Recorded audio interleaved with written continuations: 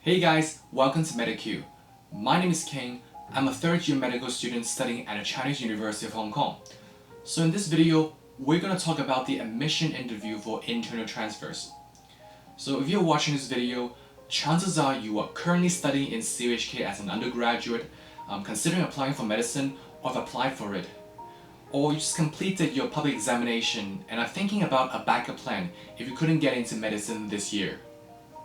So I've invited my friend Jeremy to talk about his experience just a year ago, and I will also be sharing my experience because I've applied for internal transfer back in nursing year 3, which I got an interview opportunity, but it didn't go as well as I hope. But anyway, just by sharing my experience, I wish you could understand what you should and shouldn't do during an interview process. But a bit of a disclaimer is that these are just our experience in previous years. It may or may not reflect the actual situation for this year, so just take our advice as reference. But with that said, if you think this video is helpful, consider subscribing because we have more interview videos coming, and show us the support by liking this video. So let's get right into it. So internal transfer basically means a way for undergraduate students studying in CUHK to transfer back to medicine. It is a unique admission route to CU Medicine and the major reason why I chose it in the first place. Because I really appreciate that the faculty recognize, like all of us, all the applicants have a strong passion for medicine, no doubt. But then, some of us couldn't make the cut due to various reasons. For instance, my friend did poorly in a public examination because he was sick. But then this way, it gives us a fighting chance to prove that we are capable of studying medicine and that we don't have to waste years of our time committed to a degree that we are not fully passionate about. Hello, I'm Jeremy, and I'm a third-year medical student at the Chinese University of Hong Kong. And I transferred internally from the public health program at CUHK as well. And I'll be talking about my interview experience. So since I've initially received a conditional offer from CU for medicine, I've actually had an interview twice for the same program. When I was interviewing in high school, they were much more relaxed, to be honest, and they asked very generic questions like, why do you want to be a doctor? What made you consider medicine in the first place? The internal transfer interview is slightly more difficult, and they usually tend to ask questions about your previous degrees. For example, because I was studying public health, they would ask me some epidemiology questions about antimicrobial resistance, that kind of thing, to make sure you understand the kind of stuff you've been studying. So there were more questions about that, and they asked many more ethics questions to see if you would be suitable as a doctor. I actually expected this in the first place as I had some seniors who also transferred from public health into medicine, and they told me that it was quite difficult to gauge the way they should answer these questions at first. But contrary to what they said, it wasn't too difficult, just much more complicated than from when I was applying as a high school student.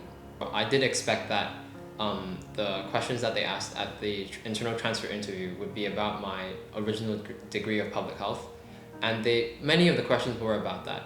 But they were much more interested in also finding out about how you are as a person. So unlike many other medical schools where the focus on the interview is to pressure the student into difficult situations or put them in scenarios where they have to guess their way out of the situation, at CU, both of my interviews were quite relaxed. They were more interested in finding out about why I was there and what kind of motivations I had in both of these interviews, rather than putting me in a place of stress. So, but they did ask many more questions about why I had initially failed to gain a place at CU Medicine and what steps I'd taken to now guarantee myself a place. So one thing to note about the internal transfer interviews is that the internal transfer pathway is actually kind of unpredictable in a way, because while there are set quota for postgraduate and undergraduate entry, the internal transfer places are largely dependent on whether or not the quota has been filled for those other places beforehand. So as I'm aware, and I think it's available on the website actually, CUHK usually takes between 250 to 275 medical students a year, and how many of those places are already filled can have a large impact on how many internal transfer places are available. One notable thing as well is that usually for most interviews they have one interviewer who is a lecturer or a faculty member and one who is an alumnus of this school.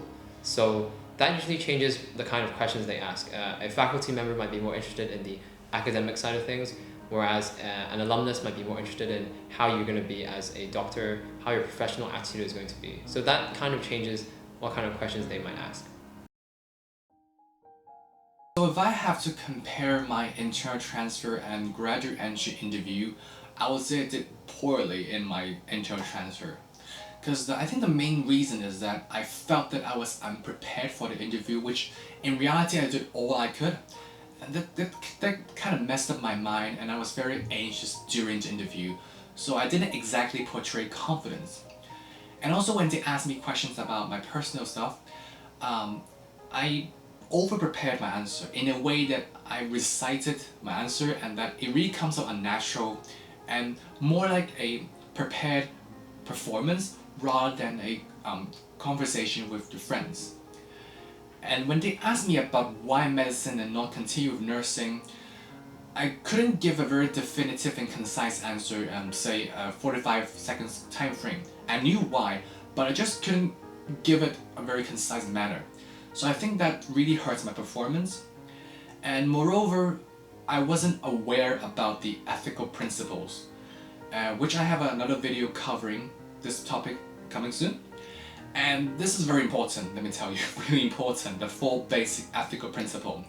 And sort of I answer these questions just using common sense. So after the interview, I just knew I couldn't get into medicine back then. As for preparing for the interviews, there isn't too much you can do to predict what questions are going to come up. Honestly, it's about the individual interviewers, what kind of questions they ask, what kind of specialties they are. So you can't predict that kind of thing, but you can do some small preparations to make your life a little bit easier.